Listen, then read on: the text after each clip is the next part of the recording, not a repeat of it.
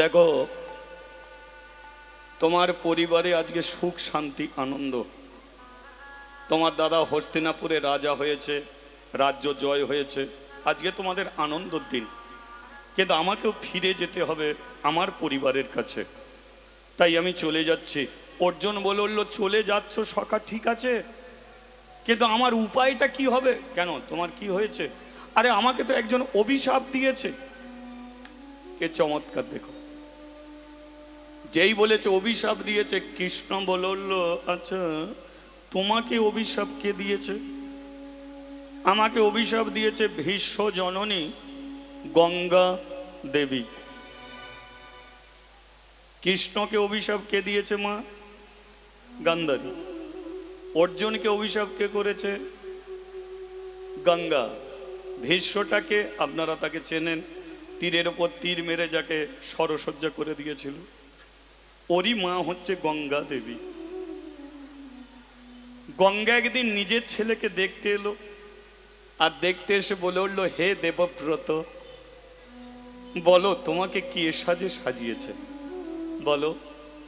দেবব্রত মানে ভীষ্ম বলে উঠল, মাগো, আমাকে অর্জুন তীরের উপর তীরবিদ্ধ করে আমার তীরের বিছানা করে দিয়েছে। গঙ্গা বলে উঠল, ঠিক আছে, তুমি তীরের উপরে শুয়ে আছো, তুমি আমার ছেলে, জানি তোমার ইচ্ছা মৃত্যু, তার সময় এলে তুমি মৃত্যুকে বরণ করে নিও, কিন্তু তোমাকে যে এই সাজে সাজিয়েছে আমি তো তাকে ছাড়বো না। মা তুমি কি করবে? অভিশাপ। তাকে ছেড়ে দেবো আমি? অভিশাপ। চললাম আমি। গঙ্গা আসছে, অর্জুন যাচ্ছে, দেখা হয়ে গেল অর্জুনের সঙ্গে। দাঁড়িয়ে যা অর্জুন। হে মা গঙ্গেয়, হে মা কল্ললনি, হে মা জননী, তোমারই চরণে শত শত প্রণাম নিবেদন করি। থাক অর্জুন, তোমার প্রণাম আমি গ্রহণ করলাম, কিন্তু আমার অভিশাপের হাত থেকে তুমি বাঁচবে না। অভিশাপ কেন দাও মোরে? দেব তোমার আমার পুত্রকে, আমার পুত্র দেবব্রতকে সরসজ্জা দিয়েছ তুমি, তাই করিলাম তোমাকে তীব্র অভিশাপ। যেমন করে আমার ছেলের মৃত্যু দিলে তুমি, অভিশাপ দিলাম তোমারে, তোমারই ছেলে তোমাকে নিজের হাতে একদিন মৃত্যু দেবে। আমি গঙ্গা তোমাকে করে গেলাম অভিশাপ। তাহলে অর্জুনকে কে অভিশাপ করেছে? গঙ্গা। কে? কি বলে অভিশাপ? ছেলের হাতে মৃত্যু হবে। নেতাই গৌর হরিব। অর্জুনকে বলল কৃষ্ণ, গঙ্গা অভিশাপ দিয়েছে ছেলের হাতে মৃত্যু হবে, কিন্তু বলো তো তোমার কি কোনো ছেলে বেঁচে আছে? অর্জুন বলল,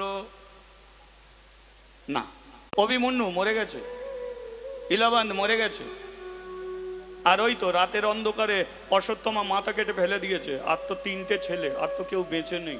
সত্যি করে মনে করো না, আমার কেউ ছেলে নেই এ পৃথিবীতে, আমার ঔরসজাত কোনো ছেলে নেই। ঠিক বলছো? হ্যাঁ সত্যি? হ্যাঁ ঠিক আছে, তাহলে নাও বিছানায় গিয়ে শান্তিতে ঘুমাও। কেন ঘুমাবো কেন? আরে তোমার ছেলে নেই, তা তোমার ছেলের হাতে মরবে কেন? তুমি কি আবার বিয়ে করবে নাকি? হ্যাঁ সেটা আরো হয়। হ্যাঁ তাহলে তোমার ছেলে নেই, তোমার টেনশনও নেই, চিন্তাও নেই, তুমি মরবে না, যাও ঘরে গিয়ে ঘুমাও। অর্জুন নাচতে নাচতে চলে গেল। কৃষ্ণ অর্জুনের পেছন দিকটাকে দেখে বলে উঠল, অর্জুন আজকে তোমাকে আমি মায়ার জালে জড়িয়ে দিলাম। তোমার যে ছেলে নেই তুমি তো নিজেই জানো না, মরার আগে পর্যন্তও তুমি জানতে আর পারবে না, কিন্তু আমি জানি তোমার ছেলে জীবিত আছে মণিপুর মাঝে। তাহলে অর্জুনের ছেলেটাকে চলো, মণিপুরে ছিল রাজা বজ্রবাহনে না, মণিপুরে ছিল রাজা বজ্রবাহন না, মণিপুরে ছিল রাজা বজ্রবাহন না আর মণিপুরে ছিল রাজা বকুবাহু নাম। ধর্ম কর্মে ছিল মতি অতি গুণমান আর ধর্মে কর্মে ছিল মতি অতি গুণমান। ধর্ম কর্মে ছিল মতি অতি ও গুণমান সে ধর্মে কর্মে ছিল মতি অতি গুণমান। মঞ্জরি নামে পত্নী অতি আর রূপবতী মঞ্জুরি নামে পদিনী অতি রূপবতী। মঞ্জুরি নামে পত্নী অতি আর রূপবতী মঞ্জুরি নামে পদিনী অতি রূপবতী।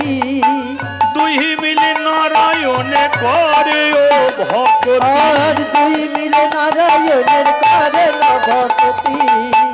দুই মিলে নারায়ণে করে ও ভক্তি আর দুই মিলে নারায়ণের করেন ভক্তি। শ্রীকৃষ্ণ গোবিন্দ হরে মুরারে হে নার নারায়ণ হে বাসুদেবা কৃষ্ণ গোবিন্দ হরে মুরারে হে নাথ নারায়ণ বাসুদেবা। একমাত্র স্বামী সকা হামারা হে নার নারায়ণ হে বাসুদেবা ওই একমাত্র স্বামী সখা হমারা হে নাথ নারায়ণ হে বাসুদেবা। শ্রীকৃষ্ণ গোবিন্দ হরে মুরারে হে নার নারায়ণ হে বাসুদেবা কৃষ্ণ গোবিন্দ হরে মুরারে হে নাথ নারায়ণ হে বাসুদেবা। সদাই করে হরির ভজন সদাই করে হরির ভজন সদাই করে হরির ভজন সদাই করে হরির ভজন হরি ছিল শ্রীনারায়ণ সদাই করে হরির ভজন। হরি ছিল সে আরে ধর্ম কর্মে ছিল মার ধর্মকর্মে সদাই ছিল হরির ভজন ধর্মকর্মে ছিল মগন। সদাই করে হরির ভজন ধর্মকর্মে ছিল মগন। সদাই করে হরির ভজন সদাই করে হরির ভজন সদাই করে হরির ভজন। একবার জয় ধ্বনি উঠুক বলিয়ে রাধা মাধব কি জয় গিরিধারী লাল কি জয়। একবার মণিপুরে যাওয়া যাবে কি? কারণ এ লীলা জানতে গেলে তো আমাদের মণিপুরের দিকে ছুটতে হবে, তাই না? আচ্ছা, প্রশ্ন একটা আপনাদের মাঝখানে রেখে যাই। অর্জুন বলল আমার কোনো ছেলে নেই, একটু মন দিয়ে তো জানতেই হবে অর্জুন কি বলছে, আমার কোনো ছেলে নেই। আর অর্জুনেরই ছেলে বজ্রবাহন, তার বয়স 20 বৎসর, সে বলছে কি আমার বাবা আজও পর্যন্ত জানা নেই। তার মানে কি বুঝছেন? বাবা ছেলেকে জানছে না, ছেলেও বাবাকে জানে না। তাহলে বাবা ছেলেকে জানে না। আস্তে আস্তে গোপালের মা, ওই তারই আমি এসব করি, কথা না, একদম শান্ত হও, বসো। বাবা ছেলেকে জানে না, ছেলেও বাবাকে জানে না। এখন এ ঘটনাটা কি করে ঘটলো? এ ঘটনাটা কি করে ঘটলো?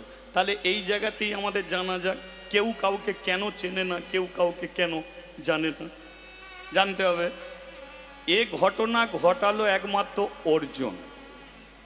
এই যে যুদ্ধ শেষ হয়ে গেছে, এর অনেক আগে একটা ঘটনা ছিল। সে ঘটনাটা কি? দ্রৌপদীকে লক্ষ্য ভেদ করে অর্জুন বিয়ে করেছিল। দ্রৌপদীর সংবাদ সভা লক্ষ্য ভেদ করে দ্রৌপদী অর্জুনের গলায় মালা দিল। অর্জুনই হলো তার পতিদেবতার স্বামী। 5 ভাই ফিরছে দ্রৌপদীকে নিয়ে। মা কাজে ব্যস্ত ছিল। যুধিষ্ঠির এসে বলে উঠল, ওমা মা, হ্যাঁ বল বাবা, একবার এসো তো, আমি কাজে ব্যস্ত আছি। কেন, কি হয়েছে বল? না দেখবে এসো না, ভাই কি সুন্দর একটা জিনিস নিয়ে এসেছে। তাহলে বলে ফেললো কি সুন্দর একটা জিনিস নিয়ে এসেছে।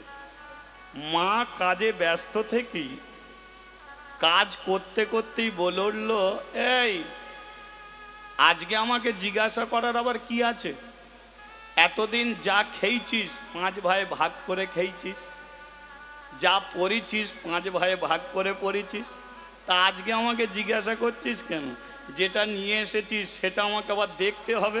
এক কাজ কর, আমি আর দেখছি না, ও যেটা নিয়ে এসেছিস 5 ভাই ওটাকে ভাগ করে নিয়ে নে, যা নে 5 ভাই ভাগ করে নে। এবার বুঝে দেখুন, খাবার জিনিস হলে 5 ভাই ভাগ করা যায়?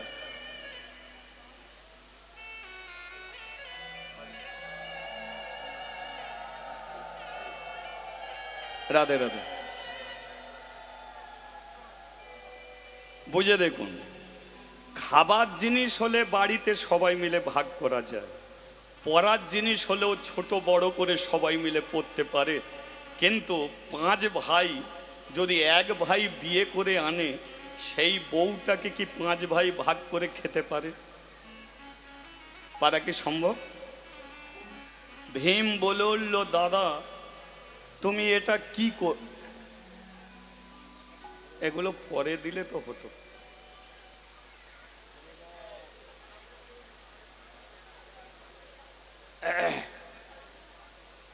রাধে রাধে।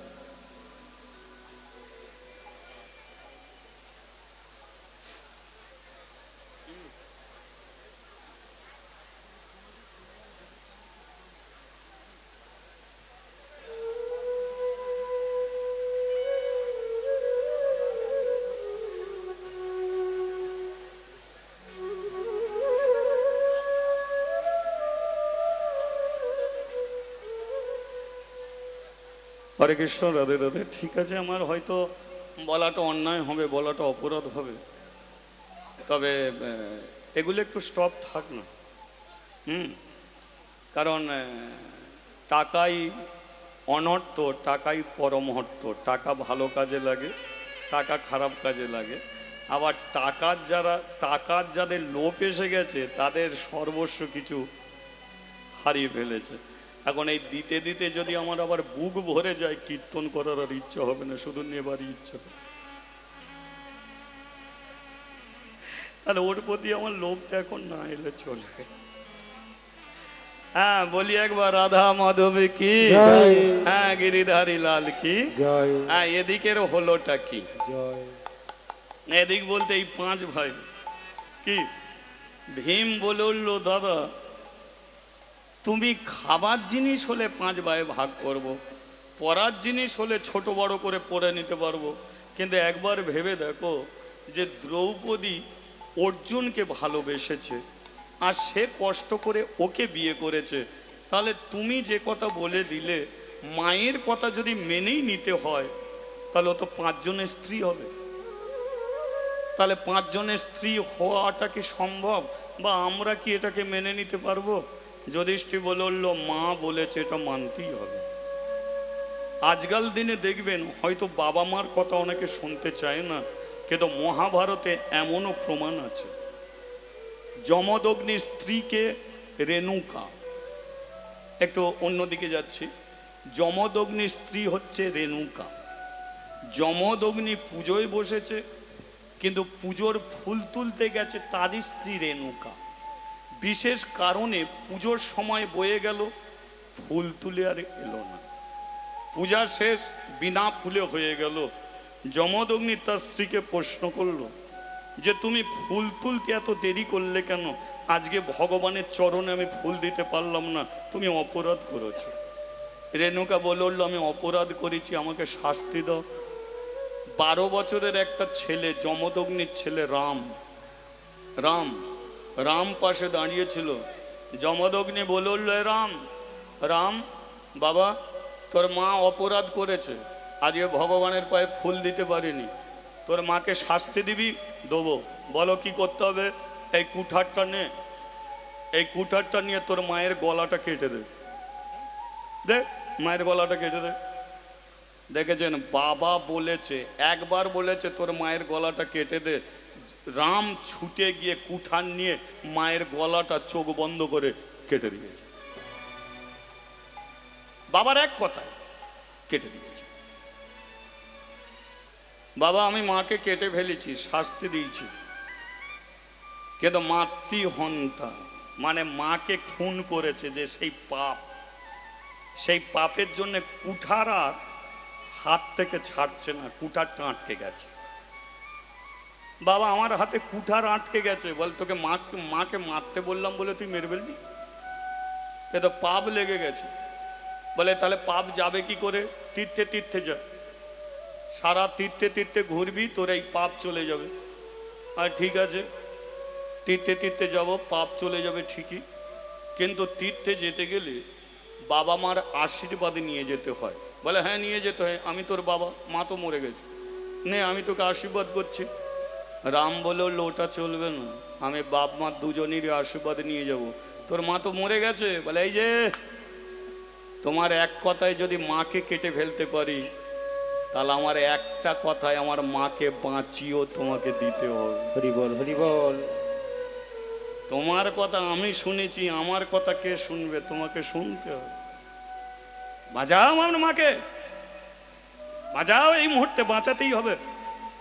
আমি বাপ মার আশীর্বাদে নিয়ে যাব, আর যদি বাঁচাতে না পারো তাহলে জানবো তোমার তপস্যায় ভুল আছে, তোমাকেও আমি কেটে টুকরো টুকরো করে ফেলব। যমদগ্নির তপস্যার জলে রেণুকাকে বাঁচিয়ে দিল। রাম বলে এই শুধু বাপ মা ছেলে কথা শুনবে, ছেলের কথা বাপ মা শুনবে না, শুনতেও হবে, কি তাই না? অধিকার জীবনে সবার আছে।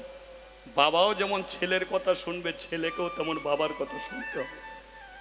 তৎকালীন দিনে যুধিষ্ঠির বলে উঠলো মা বলেছে এটা মেনে নিতেই হবে। ও দ্রৌপদী 5 জনেরই স্বামী হবে, হ্যাঁ ঠিক আছে মেনে নিতে হবে, মানতে হবে, কিন্তু 5টা ছেলে 1টা মেয়ে, এক ঘরে কি থাকা যাবে? তা তো নয়, সবারই যদি স্ত্রী হয় উকি ঝুঁকি তো মারবেই, তাই না? তাহলে একটা নিয়ম বার করো। নিয়ম তৈরি করতে এসেছে ব্যাসদেব। ব্যাসদেব বলল আমি নিয়ম করে দিচ্ছি, দ্রৌপদী 1 বৎসর একজনের কাছে থাকবে, আর 1 বৎসর থাকাকালীন কোনো ভাই বা দাদা দুজনকে যদি একসঙ্গে দেখে ফেলে, দেখা মাত্রই তাকে 12 বৎসর বনবাসে ঘুরে ঘুরে বেড়াতে হয়। তাহলে নিয়মটা কি? দ্রৌপদী একজনের কাছে থাকবে 1 বৎসর, আর 1 বৎসর থাকাকালীন অন্য ভাই যদি ঘুর ঘুর করে, মানে দুজনকে একসঙ্গে দেখে ফেললেই 12 বৎসর বনবাসে যেতে হবে। এই নিয়ম করে দিলাম, এই নিয়মে চলতে থাকুন।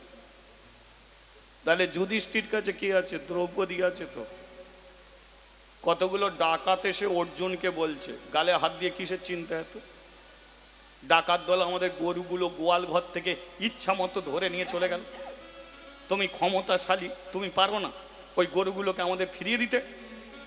অর্জুন বলল কেন ফিরিয়ে দিতে পারবো না, আমার কি ক্ষমতা নেই? বলে তাহলে ক্ষমতা দেখাও না। যাচ্ছি, অস্ত্র শস্ত্র নিতে হবে। অস্ত্র মানে একটা ঘরে সব ওদের অস্ত্র শস্ত্র, বললাম তরবারি তীর ধনুক সব থাকে। এখন ডাকাতদের মারবে বলে অর্জুন সেই ঘরে গেছে, আর যেই দরজা খুলেছে দেখলো যুধিষ্ঠির আর দ্রৌপদী একই জায়গায় দাঁড়িয়ে আছে। অস্তা ঘরে দুজনেই দাঁড়িয়ে আছে, ঘরে দরজা দেয়া ছিল খুলে ফেলেছে, দুজনকে একসঙ্গে দেখে ফেলেছে। তাহলে ব্যাসদেব কি বলেছিল? দুজনকে দেখলেই 12 বৎসর। এই অপরাধের জন্য অর্জুন একাকে 12 বৎসর বনে বনে ঘুরতে হয়েছে। কৃষ্ণ কৃষ্ণ কৃষ্ণ কৃষ্ণ কৃষ্ণ কৃষ্ণ কৃষ্ণ চলে যায়। কৃষ্ণ কৃষ্ণ কৃষ্ণ কৃষ্ণ কৃষ্ণ কৃষ্ণ কৃষ্ণ কৃষ্ণ কৃষ্ণ কৃষ্ণ কৃষ্ণ কৃষ্ণ কৃষ্ণ হে কৃষ্ণ কৃষ্ণ কৃষ্ণ কৃষ্ণ কৃষ্ণ কৃষ্ণ হরি নাম কৃষ্ণ নাম গেয়ে যায় অভিরাম। হরি রাম কৃষ্ণ নাম গেয়ে যায় অভিরাম। হরি নাম কৃষ্ণ নাম গেয়ে যায় অভিরাম। হরি রাম কৃষ্ণ নাম গেয়ে যায় অভিরাম। নাম ভজ নাম জপ নামে করসা হরি নামে ভাষা করি হয়ে যাবে পার। নাম ভজ নাম জপ নাম করো সার, হরি নামে ভজ তুমি হয়ে যাবে পার। হরি নাম কৃষ্ণ নাম গেয়ে যায় অবিরাম। হরি নাম কৃষ্ণ নাম গেয়ে যায় অবিরাম, গেয়ে যায় অবিরাম। গেয়ে যায় অবিরাম, গেয়ে যায় অবিরাম। গেয়ে যায় অবিরাম। হ্যাঁ বলিয়ে রাধা রমন কি। জয় এখন করবোটা কি? শুধু বনে বনে ঘুরবো ঘুরবো ফিরবো খাবো না? এই সুযোগে আমাকে একটা কাজ করতে হবে। জঙ্গলের মাঝখানে গিয়ে অর্জুন বসলো, আর অর্জুন বসে দেবাদিদেব মহাদেব শিবজির তপস্যা করতে শুরু করলো। আর শিবের তপস্যা করে 10 বছরে থাকার পরে সঙ্গে শিবজি এসে বলল, বলো অর্জুন কি চাও? অর্জুন বলল, সামনে বিশাল বড় একটা যুদ্ধ বাঁধবে।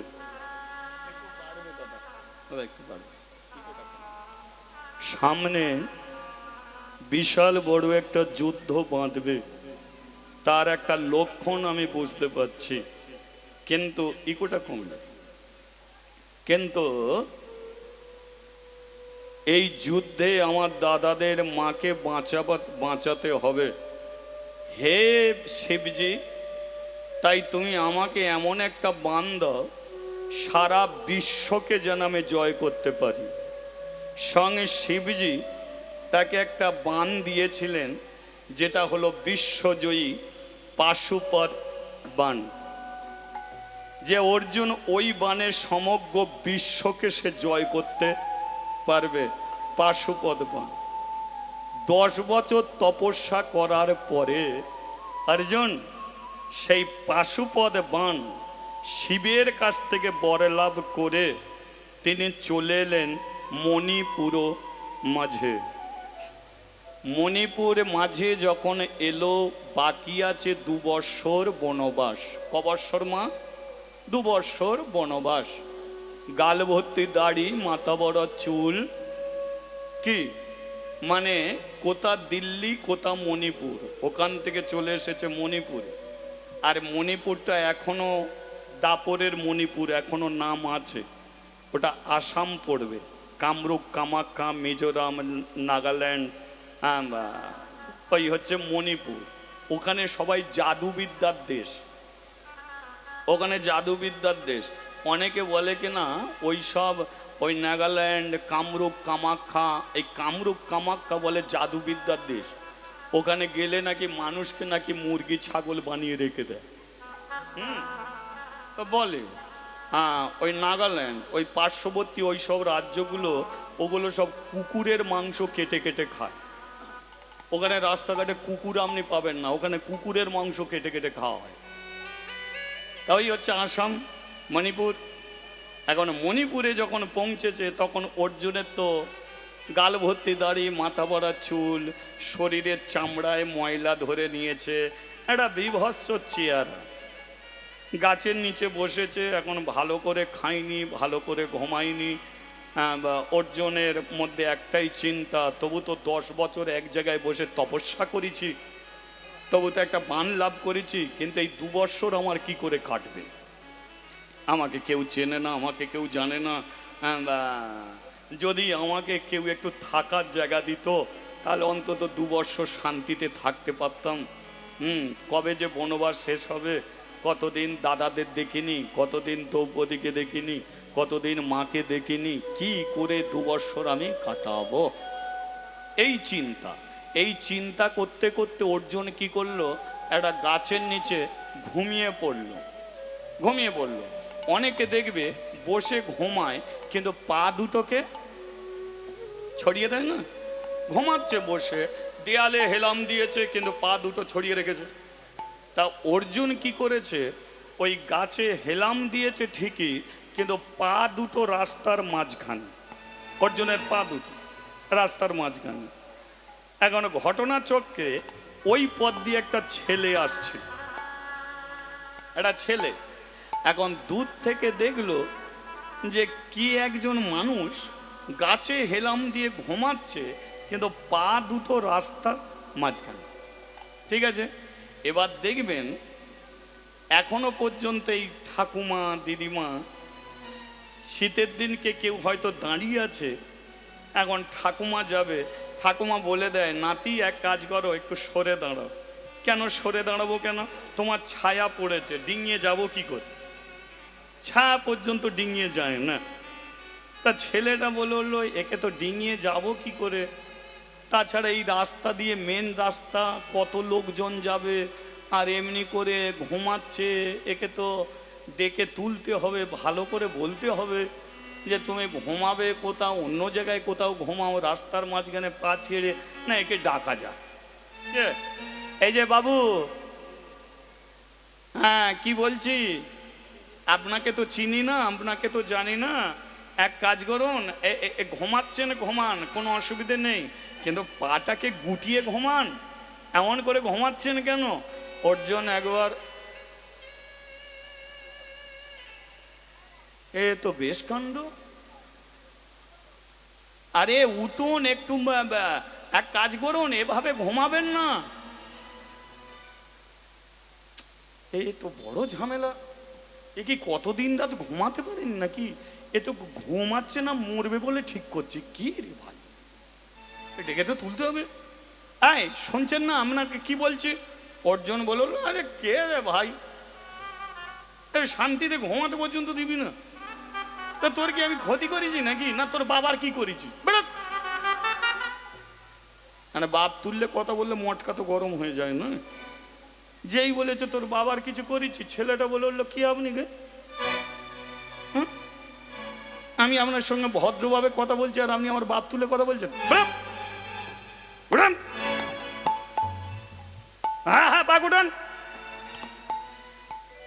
অর্জুনকে যখন মেজাই দেখেছে, অর্জুনেরও তো মাথা গরম হয়ে যাচ্ছে। অর্জুনে বলে কে হে ছোকরা, আমার নাম শুনলে পৃথিবীর মানুষ থরথর করে কাঁপে। আজকে আমি বিপদে পড়েছি বলে গাছের নিচে ঘুমাচ্ছি, নইলে আমি গাছের নিচে ঘুমাবার ছেলে? সোনার বিছানায় ঘুমাতাম রে, আর তুই আমাকে চিনিস? অর্জুন বলে ছেলেটা বলে উঠলো কেন, তুমি কে এসে গেছে? তুমি কি এমএলএ না মুখ্যমন্ত্রী না প্রধানমন্ত্রী? কে তুমি? কি নেতা মন্ত্রী আছো নাকি? তোমাকে চিনতে হবে, আমি যেটা বলছি সেটা করো, পা সরিয়ে নাও। অর্জুন বলে উঠলো আমি তোর পাশ, আমার তো পা সরাবো না, তুই তো সরাতে পারবি না, পারিস তো তোর বাপকে ডেকে নিয়ে। ছেলেটা আশ্চর্য করে, এই ওঠ ওঠ, হাত ধরে টানতে শুরু করে দিয়েছে, টানছে।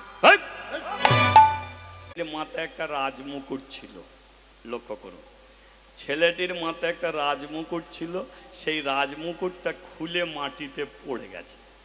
আর যেই রাজমুকুট খুলে মাটিতে পড়ে গেছে, ছেলেটার মাথার চুল গোটা পিঠ ছড়িয়ে গেছে, মাথার চুল গোটা পিঠ ছড়িয়ে গেছে। আর যেই পিঠ ছড়িয়ে গেছে, অর্জুনের তো আগেই ঘুম ভেঙে গেছে, এবার হাত ধরে টানছিল। যেই ছেলের মাথার চুল পিঠ ছড়িয়ে গেছে, এবার ছেলেটা অর্জুনকে ধরেছিল, এবার অর্জুন ছেলেটাকে চেপে ধরেছে, চেপে ধরে এক দৃষ্টিতে তাকিয়ে আছে। কে তুমি?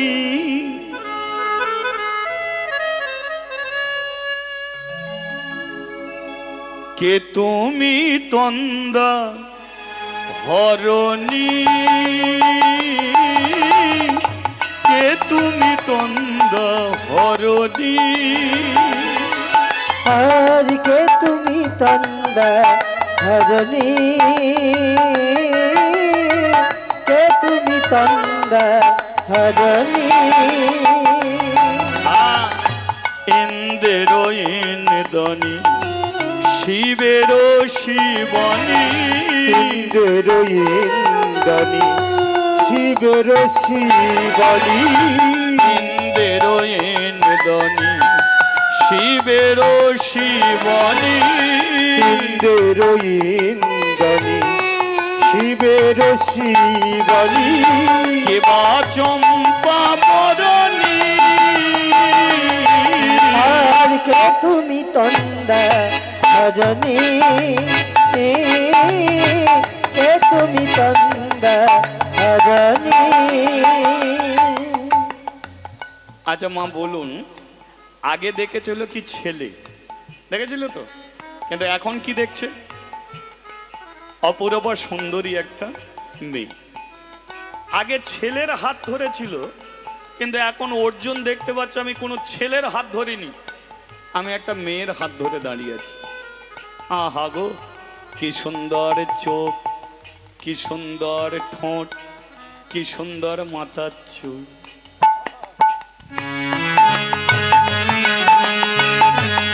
একবার হরিধ্বনি, হরি হরি বল।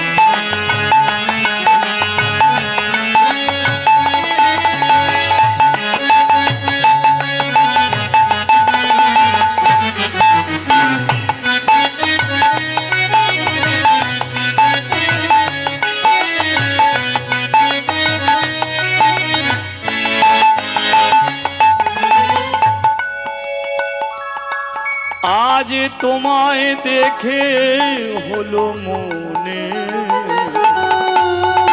তুমি ছিলে চোখেরই কোণে। আজি তোমায় দেখে হলো মনে, আহা গো, তুমি ছিলে চোখের কোণে। আজ তোমায় দেখে হলো মনে, তুমি ছিলে চোখেরই কোণে। আজি তোমায় দেখে হলো মনে, তুমি ছিলে চোখের কোণে। তোমার আশায় বুক বাঁধিলাম, আর তোমার ছায় বুক বাঁধিলা। আমি তোমার আশায় বুক বাঁধিলাম। আমি তোমার ছায় বুক বাঁধিলা। কেবা চম্পা বরণী, কেবা চম্পা বরণী। আর কে তুমি তন্দা হরণী, কে তুমি তন্দা হরণী। বলো কে রমণী, বলে কে রমণী, বলো বলো কে রমণী। আমি দেখলাম ছেলে, বলবো পরেক্ষণে দেখছি তুমি তো ছেলে নয়, তুমি একটা মেয়ে। মেয়ে হয়ে আমার হাত ধরে টানাটানি করছো, কোন প্রকৃতির তুমি মেয়ে? মেয়েটা বলল আমি কোনো সাধারণ ঘরের মেয়ে নয়, যে মাটিতে গাছের নিচে ঘুমাচ্ছ এটা হচ্ছে একটা মণিপুর রাজ্য, আর এই মণিপুর রাজ্যের রাজা হলো চিত্রভানু, আর এই চিত্রভানুর আমি একটি মাত্র মেয়ে, নাম আমার চিত্রাঙ্গদা। তাহলে রাজার মেয়ে? হ্যাঁ আমি রাজার। তা রাজার মেয়ে তো ঠিক আছে, ছেলের মতো পোশাক পরো কেন? এই যে আমার বাবা যতগুলো সন্তানের জন্ম দিয়েছে, ছেলের জন্ম দিয়েছে, জন্মের পরেই সব মারা গেছে। তারপরে আমি জন্ম নিলাম। বাবা চিন্তা করলো যাই হোক, ছেলে জন্ম নিলে মরে যাচ্ছে, মেয়ে জন্মেছে মরেনি, তা আমি তো রাজা, দুদিন পরে আমি মরে যাব, তাহলে মেয়ে কি আমি পুরুষের মতো বানিয়ে রাখবো? মেয়ে জন্ম নিয়েছে ঠিকই, কিন্তু মেয়েকেও আমি পুরুষের মতোই রাখবো। তাই আমি ঘোড়া চালাতে পারি, তাই আমি যুদ্ধ করতে পারি, তাই আমি অস্ত্র ধরতে পারি। মেয়ের কোনো পোশাক পরিনি, আমি ছেলের পোশাক পরে ঘুরে বেড়াই। ভেতরে আমি মেয়ে, কিন্তু বাহির জগতে আমি একজন শক্তিশালী পুরুষ। হরি বল, হরি বল। এই ব্যাপারটা হলে, হ্যাঁ হ্যাঁ, আমার পরিচয় আপনি শুনলেন, কিন্তু আপনার পরিচয় কি? এই যে তুমি যখন কোনো সাধারণ ঘরের মেয়ে নয়, আমি সাধারণের ঘরের ছেলেও নয়। আপনার পরিচয়, আমি হলাম তৃতীয় পাণ্ডব অর্জুন। অর্জুন, অর্জুন। ঠিক আছে ঠিক আছে, গলা ফাটাবার কি আছে? বলে দিয়েছ নাম অর্জুন, শুনে নিচ্ছি, গলা ফাটাবার কি আছে? হ্যাঁ ঠিক আছে, নাহলে একটু জোরে বেলে ফেলেছি। তোর কি হয়েছে? তা হাতটা ধরে আছো কেন? হাতটা ছেড়ে দাও। চিত্রাঙ্গদা বলে উঠলো, ইয়ে হাত আর ছাড়া যাবে না। ছাড়া যাবে না মানে? শোনো, ছোটবেলায় আমি যখন ঘুমাতাম না, তখন আমার মা কোলে করে নিয়ে একটা গল্প শোনাতো, আর সেই গল্পর মেন নায়ক ছিল অর্জুন। বলছি, হ্যাঁ একটু পরে বলছি দাদা, একটু পরে বলছি। মেন নায়ক ছিল অর্জুন, ঠিক আছে? তো মাকে বলতাম, মা গল্প বলো। মা সঙ্গে সঙ্গে রেকর্ড শুরু করে দিত। জানিস বাছা, অর্জুন বলে একটা ছেলের নাম, কি সুন্দর তাকে দেখতে, কি সুন্দর তার গায়ের রং, কি সুন্দর তার মাথার চুল, কি। ঘুমিয়ে পড়তো। আবার পরের দিনকে মা গল্প বলো, রেকর্ড শুরু। অর্জুন বলে একটা ছেলে ছিল, কি সুন্দর দেখতে, কি সুন্দর গায়ের রং, কি সুন্দর মাথার চুল। এই পর্যন্ত জানো, আমি এই অর্জুনের গল্প শুনে শুনে ঘুমাতাম। কিন্তু বড় হবার পরে একদিন চিন্তা করলাম যে গল্প নালে গল্প কোনোদিন নাকি সত্য হয় না। তাহলে মা যে অর্জুনের কথা বলতো, তাহলে পৃথিবীতে অর্জুন বলে কি এমন একটা শক্তিশালী ছেলে আছে যার মাথার চুল ভালো, গায়ের চামড়া ভালো, চোখ টানা টানা হবে? মা তো খুব প্রশংসা করে বলতো। তাহলে অর্জুন বলে কোনো ছেলে যদি থাকে, তাহলে আমি মেয়ে, তো পরের ঘরে আমার বিয়ে হবে। কিন্তু আমিও প্রতিজ্ঞা করছি, এ গল্পের অর্জুন যদি সত্য হয়, তাহলে সেই অর্জুনের সঙ্গে জীবনে যদি কোনোদিন দেখা হয়, দেখা মাত্রই তাকে আমি স্বামী বলে বরণ করে নেব। এছাড়া আমি কাউকে বিয়ে করব না। যদি অর্জুন আমার জীবনে আসে, তবেই আমি বিয়ে করব। এখনো ভাগ্যচক্রে সেই অর্জুনই এসে হাজির। তাই চিত্রাঙ্গদা বলে উঠল, প্রতিজ্ঞা করেছি তোমাকে ছাড়া কাউকে স্বামী বলে গ্রহণ করব না। তাছাড়া আমি কোনো গরিব ভিখারির মেয়ে নয়, আমি রাজার মেয়ে, রাজকন্যা চিত্রাঙ্গদা। অর্জুন বলে, দাঁড়াও দাঁড়াও দাঁড়াও, আমি তো ভাবছিলাম 2 বৎসর আমার কি করে কাটবে। তাহলে মেয়েটা আমাকে বিয়ে করতে চাইছে, তাহলে আমি যদি একে বিয়ে করি, তাহলে তো 2 বৎসর শ্বশুরের ঘাটে নাক ডানিয়ে ঘুমাবো, ভালো মন্দ খাবো, আর 2 বৎসর হয়ে গেলি গৌর হরিবোল বলে কেটে পড়ব। কারণ ঘরে তো আমার একটা বউ আছে, দ্রৌপদী। কি, তাহলে একটা বউ আছে, তাহলে একে কেন বিয়ে করব? এ প্রতিজ্ঞা করেছে আমাকেই স্বামী বলে বরণ করবে, আর আমি যদি বিয়ে না করি মেয়েটার বিয়ে হবে না। অন্তত 2 বৎসর আমাকে পেয়ে সকাল মিটে যাবে, তারপরে আমি কেটে পড়বো, ও যা পারে হয় হবে। এখন অর্জুন এই সুযোগটা ধরে নিয়ে বলল, ওগে চিত্রাঙ্গদা, তোমার প্রতিজ্ঞা আমি মর্যাদা রাখবো।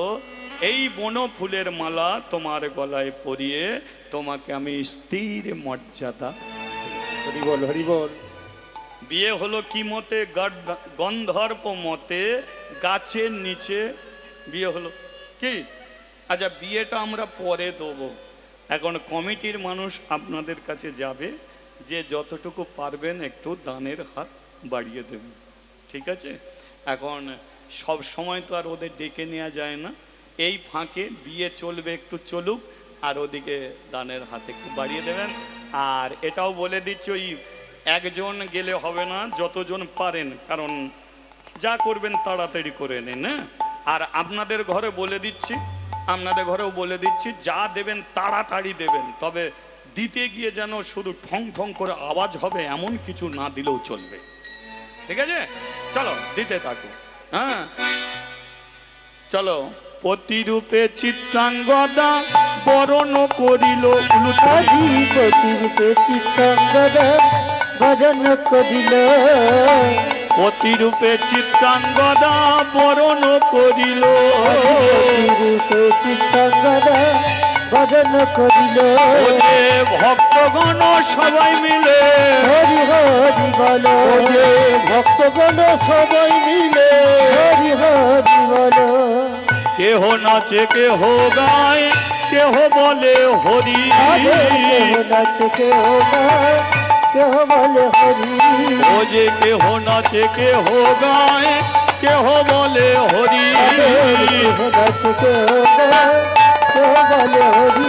ও যে কেহ কেহ আনন্দেতে যায় গড়াগড়ি, তাদের কেহ কেহ আনন্দেতে যায় গড়াগড়ি। আজ কি আনন্দ হলো রে, আনন্দ হলো রে, কি আনন্দ হলো রে, কি আনন্দ হলো রে, ভক্তগণ হরি বলে, হলো রে, ভক্তগণ হরি বলে। কি আনন্দ হলো রে। আচ্ছা, মানে এই আমি যখন আসি আমাকে একটা ভজন করতে বলেছিল, একটাই ভজন করতে বলেছিল, তো ভাবছি এই বিয়ের আনন্দে সেই ভজনটা একটু সেরে নেওয়া যাক নাকি? হ্যাঁ, এই বিয়ের আনন্দে একটু ভজনটা সেরে নাও, যেহেতু একটা বলেছিল তারও কথা রাখা যাক, অন্য কিছু নয়। এ ভজন আপনারা শুনেছেন, তবু এক একজনের ইচ্ছা, তাই না? ভালো লেগে যায়, অন্য কিছু নয়। চলো একটু ধৈর্য ধরো। ও রাখাল রাজা বাড়ি বলে দে রে, কোথায় বৃন্দাবন, শ্যামকুণ্ড রাধা কুণ্ড গিরি গোবর্ধন, রাখাল রাজা বলে দে রে, কোথায় বৃন্দাবন, শ্যামকুণ্ড রাধা কুণ্ড গিরি গোবর্ধন। এটা তালি দিতে দিতে আপনারা যাবেন, হ্যাঁ? তালি আর একটু উলুধ্বনি, তালে তালে।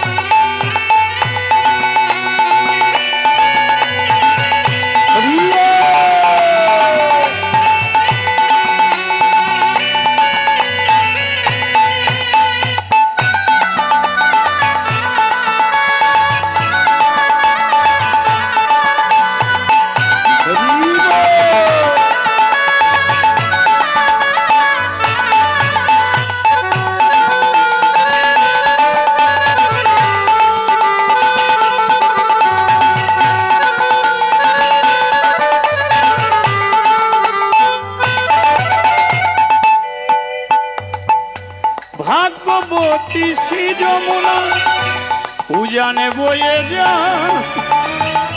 গোটে শেষে রাখালাম বাঁশরি বাজার, ভাগবতী শ্রী যমুনা পূজন বলে যায়, গোটে শেষে রাখালাম বাঁশরি বাজার। ভাগ্যবতী শ্রী যমুনায় উজানে বয়ে যায়, গোটে শেষে রাখালাম বাঁশরি বাজার, ভাগবতী শ্রী যমুনা পূজন বলে যায়, গোটে শেষে রাখালাম বাঁশরি বাজার। বাঁশরি বাজায় রে কানন, বাঁশরি বাজায়, ও বাঁশরি বাজায় রে কানা, বাঁশরি বাজা ও বাঁশরি বাজায় রে কানাই বাঁশরি বাজা ও বাঁশরি বাজায় রে কানাই বাঁশরি বাজা ভাগ্যবতী শ্রী যমুনায় উজানে বইয়ে যা ও বাঁশরি বাজায় রে কানাই বাঁশরি বাজা ও বাঁশরি বাজায় রে কানাই বাঁশরি বাজা ভগবতী শ্রী যমুনা উদন বহে যায় রাখাল রাজা বলে দে রে কোথায় বৃন্দাবন শ্যামে কুণ্ড বলো আনন্দ ধরে না আনন্দ ধরে না আনন্দ ধরে না আনন্দ ধরে না কি আনন্দ হলো মনে আনন্দ ধরে না কি আনন্দ হলো মনে আনন্দ ধরে না কি আনন্দ হলো মনে আনন্দ ধরে না কি আনন্দ আরে হরি হরি হরি বল। আনন্দ ধরে না হরি হরি হরি বলে আনন্দ ধরে না হরি হরি হরি বলে আনন্দ ধরে হরি হরি হরি বলে আনন্দ ধরে না আনন্দ ধরে না আনন্দ ধরে না আনন্দ ধরে না আনন্দ ধরে না ব্যাস ওদিকেও হয়ে গেছে এদিকেও হয়ে গেছে ওদিকেও শেষ এদিকেও বিয়ে শেষ হ্যাঁ তো একবার হয়ে যাক রাধা মাধব কি জয় বলিয়ে ভগবান শ্রীকৃষ্ণ কি কিছু খাবার দাবার পাওয়া যাবে কি এখন দেখুন মেয়েরা বিয়ের আগে সব কাজ শেখে কি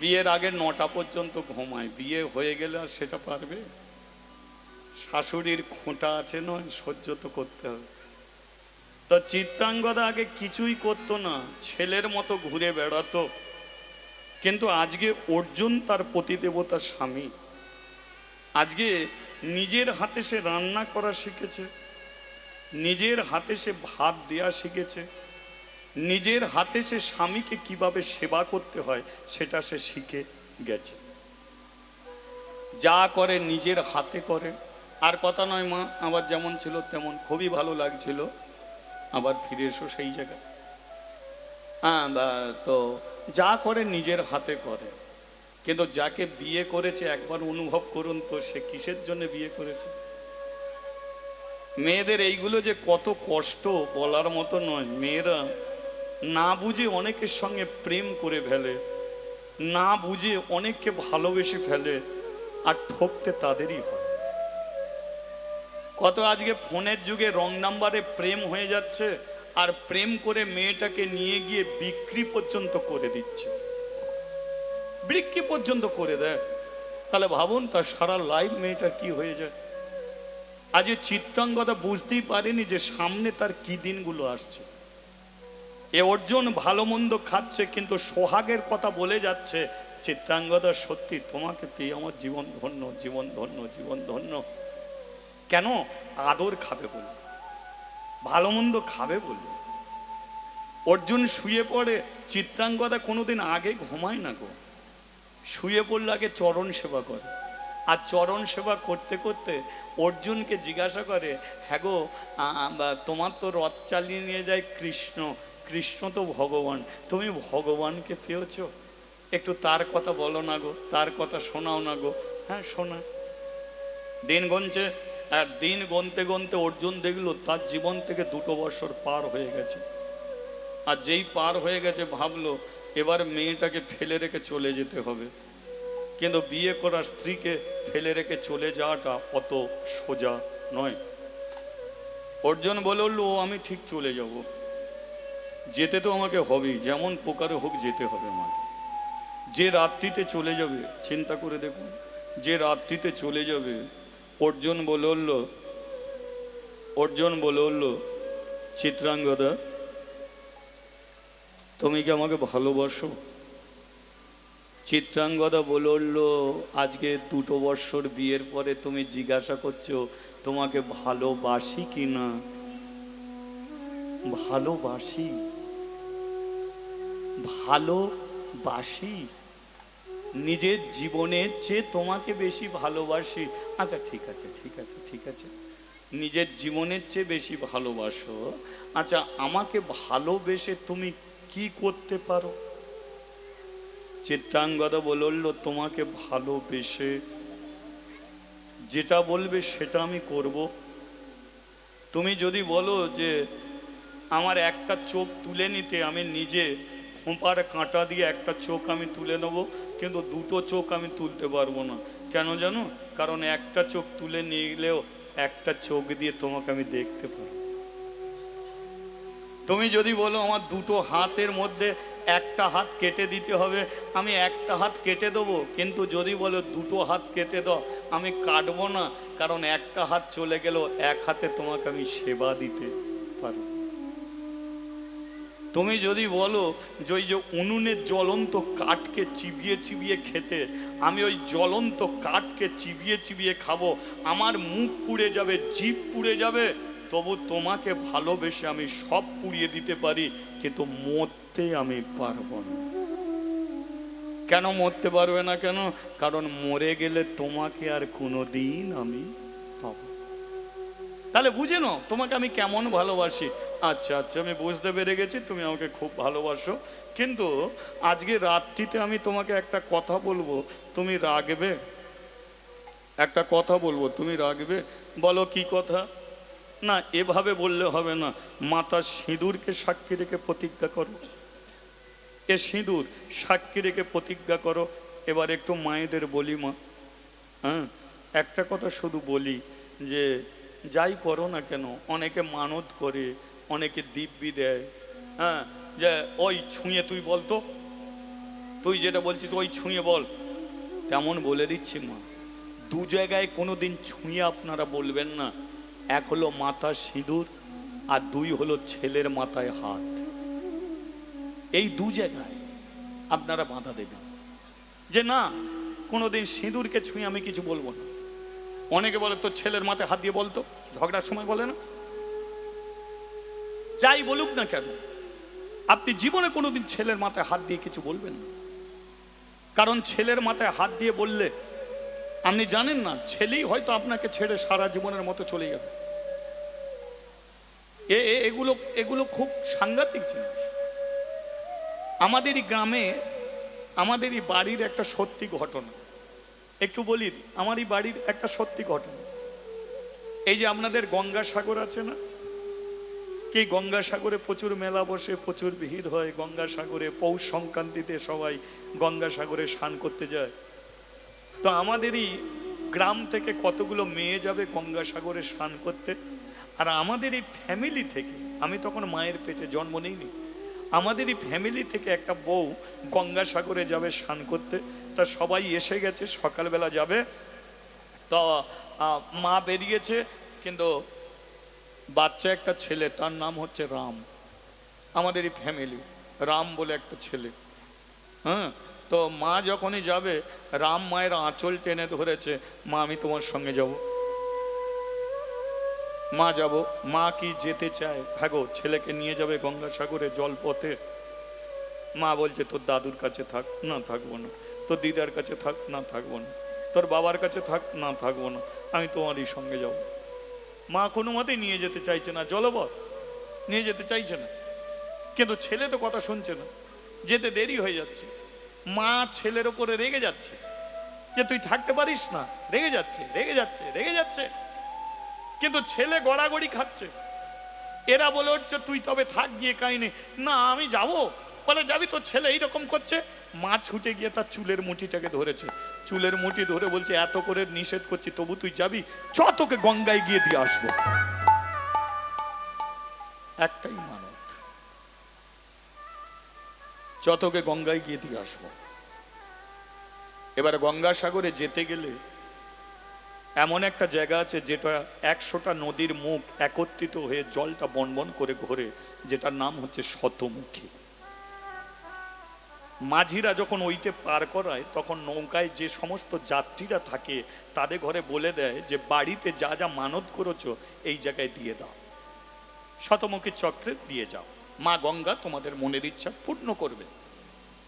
যেই শতমুখী চক্রের কাছে মাঝিরা বলে দিল, এই যে যাত্রীরা, তোমরা বাড়িতে যা যা মানত করেছো এই জায়গায় দিয়ে দাও। এবার বাড়ি থেকে 1 টাকা মানত করেছে, দেবো মা গঙ্গা তোমাকে। কেউ ফল এনেছে, গঙ্গায় দিয়েছে। কেউ ফুল এনেছে, গঙ্গায় দিয়েছে। কেউ কাপড় এনেছে, গঙ্গায় ভাসিয়ে দিয়েছে। কেউ গামছা এনেছে, গঙ্গায় ভাসিয়ে দিয়েছে। কেউ চাল এনেছে, গঙ্গায় ভাসিয়ে দিয়েছে। কিন্তু তবু নৌকা শতমুখী চক্রের দিকে যাচ্ছে। মাঝিরা বারবার বলছে, কোনোদিন এমন হয় না, আজকে হচ্ছে কেন? হ্যাঁ গো, তোমরা কেউ বাড়িতে মানত করেছো, কিন্তু মানত এখনো পূর্ণ করছো না কেন? দাও, তাড়াতাড়ি দাও, নইলে নৌকা যাবে না। সবাই চুপ করে, সবাই ভাবছে আমি তো মানত করেছি, দিয়ে দিয়েছি। এ বলছে আমি তো মানত করেছি, দিয়ে দিয়েছি। ও বলছে আমি তো মানত করেছি, দিয়ে দিয়েছি। সবাই দিয়ে দিয়েছে, কিন্তু ওই মেয়েটা তো রাগের মাথায় কোনো মানত করেনি, শুধু ছেলের চুলের মুঠি ধরে বলেছে চ তোকে গঙ্গায় দিয়ে আসবো। এটা তো বলেছে। পাশে যারা ছিল তারা শুনে বলে উঠলো, হ্যাঁ রে, তুই কিছু বলে আসিনি? বলে আমি মানত করার সময় পেলাম কোথা? কিন্তু একজন